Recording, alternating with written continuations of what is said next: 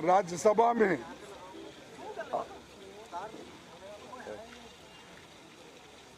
राज्यसभा के सदन के नेता एक सवाल उठाए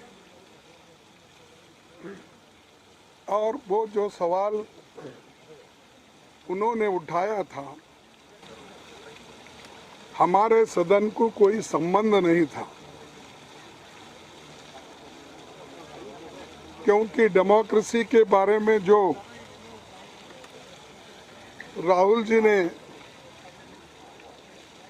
वहाँ के कॉलेजों में और सेमिनार में कहा था,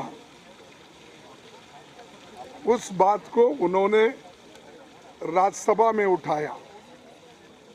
एक तो रूल्स के तहत ये गलत है और मुझे समझ में नहीं आ रहा है, जो हमारे चेयरमैन साहब हमेशा रूल्स की बात करते हैं, तो किस रूल में और एक व्यक्ति और दूसरे सदन का सदस्य है और उसके बारे में यहाँ पर एलिगेशन लगाना और उनके भाषण को अपने ढंग से पेश करना, ये काम सदन का नेता गोयल जी ने किया और ऐसी अभद्र भाषा उन्होंने इस्तेमाल किया कि शर्म आना चाहिए, वो आना चाहिए।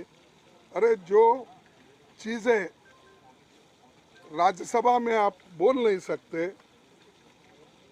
अगर आपको बोलना है तो नोटिस देकर लोकसभा में बोल सकते थे, लेकिन उन्होंने ये नहीं किया, क्योंकि इस देश के डेमोक्रेसी को अपमान करने का उनका सारा प्रयत्न है और खुद डेमोक्रेसी को यहाँ कुचल रहे हैं।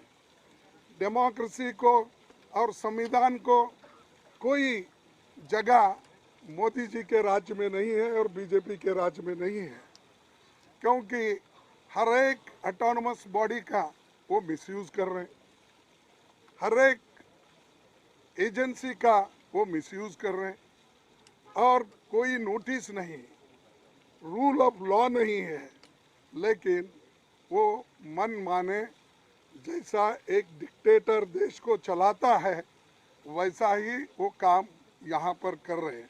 और ये लोग डेमोक्रेसी की बात करते हैं, ये लोग देशभक्ति की बात करते हैं और ये लोग देश के मान सम्मान की बात करते हैं। तो मैं पूछना चाहता हूँ मोदी साहब, मैं आपको 4 उदाहरण देता हूँ, ऐसे तो बहुत है। आपने जो चाइना गया, शंघाई में क्या कहा, मैं यही शब्द आपके सामने रखूंगा ताकि मोड़ तोड़ के बोल रहे हैं ऐसा नहीं होना, कि earlier you felt ashamed of being born in India, now you feel proud to represent the country. Indians abroad had all hoped for a change in the government last year. ये किसने कहा? मोदी जी ने कहा, प्रधानमंत्री ने कहा। और प्रधानमंत्री ये कहते हैं देश की मर्यादा चले गई, अगर डेमोक्रेसी और कॉन्स्टिट्यूशन पे अगर बात करते हैं किसी कॉलेज में, किसी सेमिनार में, तो आप उनको टोकते हैं और हम देशद्रोही बनते हैं। ये देशभक्त वहाँ जाकर ये बात उन्होंने कही। फिर उसके बाद साउथ कोरिया में उन्होंने क्या कहा?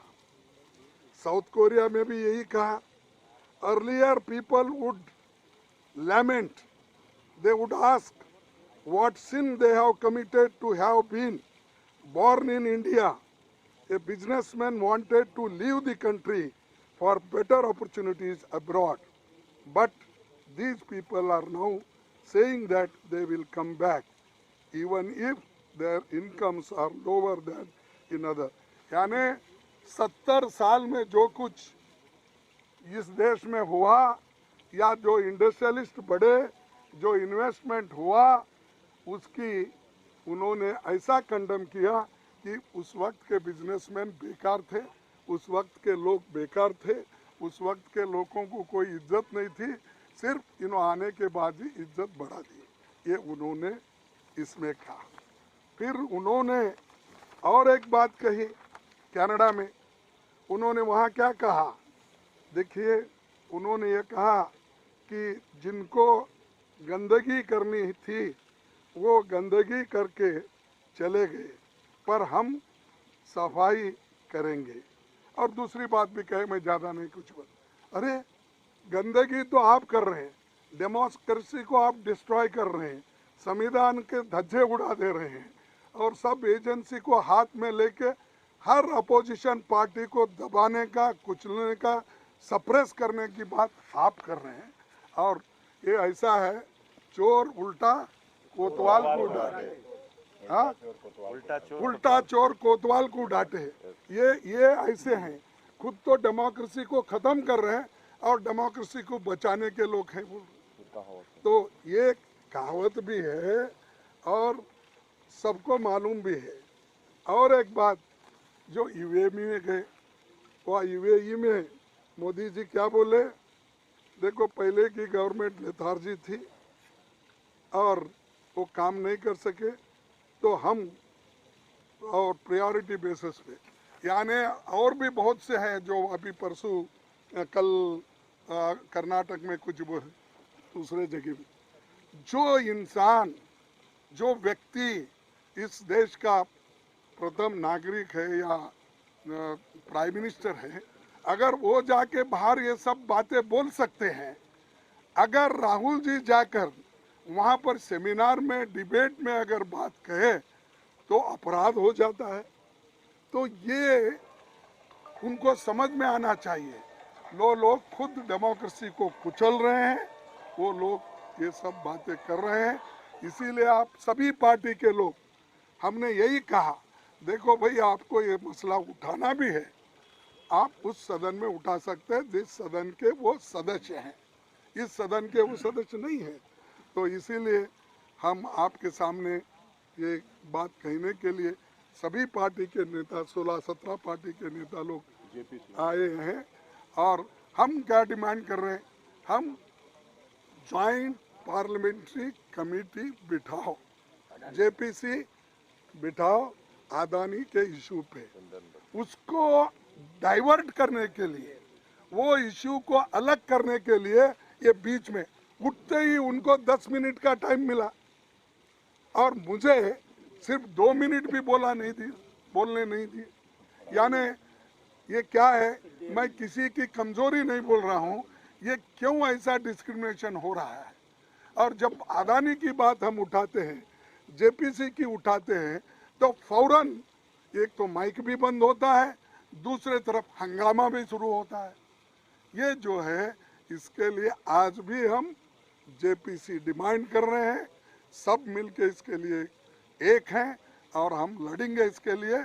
उनको क्या करना है, कैसा, वो तो छुपा लेने की बात कर रहे हैं, डिफेंड करने की बात कर रहे हैं, कर लेने दो, लेकिन हम छोड़ेंगे नहीं उनका पीछा। हम जैसा कुछ है ना, बेताल कैसा, विक्रम बेताल, हाँ विक्रम बेताल के जैसा हम पीछा लगेंगे, इसको छोड़